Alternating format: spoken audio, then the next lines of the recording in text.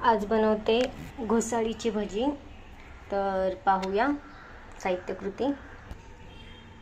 एक वाटी ही लाल वाटी जी आहे जे घोसाळा घेतलेला आहे आणि तेच अर्धी वाटी पाणी घेतले आहे। तर आता यामध्ये हळद, लाल तिखट,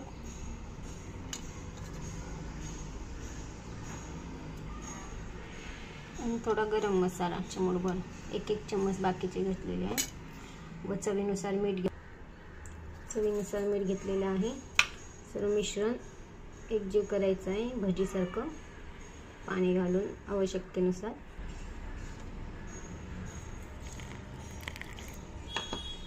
व घोसाळी जी आहे साल काढून अशी बारीक पातळ कापून घेतलेली चाकूने किंवा आपल्याकडे साचा असेल तसं। तर आता पीठ एकजीव करून घेते मी।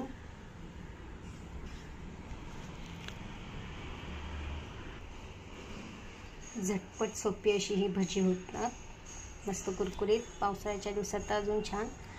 तर कढईत तेल टाकण्यासाठी ठेवलेलं आहे, तापून झालेलं आहे। तर एक एक करून भजी आपण त्यामध्ये सोडून घेऊ।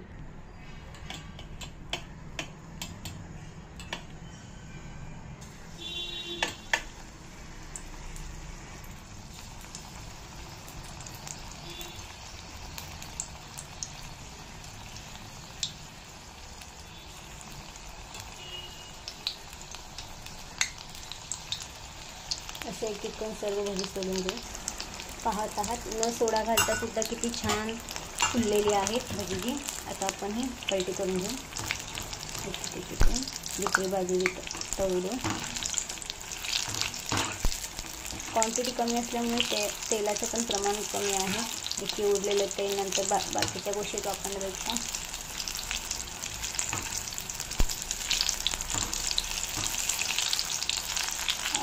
काय सुगंध येत आहे।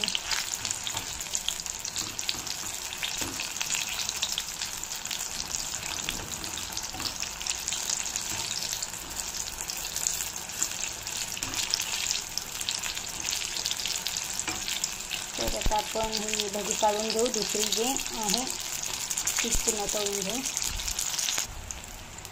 पाहत आहात दुसरी पण भजी आपण त्यामध्ये ठेवलेली आहेत, ती पण पलटी करून घेऊ।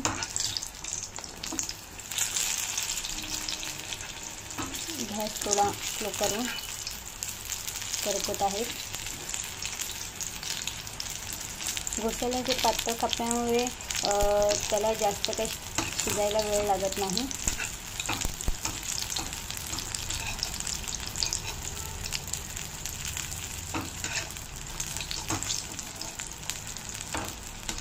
मुलं जर खात नसतील घोसाळ्याची भाजी वगैरे, काहींना आवडत नसेल, तर हे अशा पद्धतीने आपण खाऊ शकतो।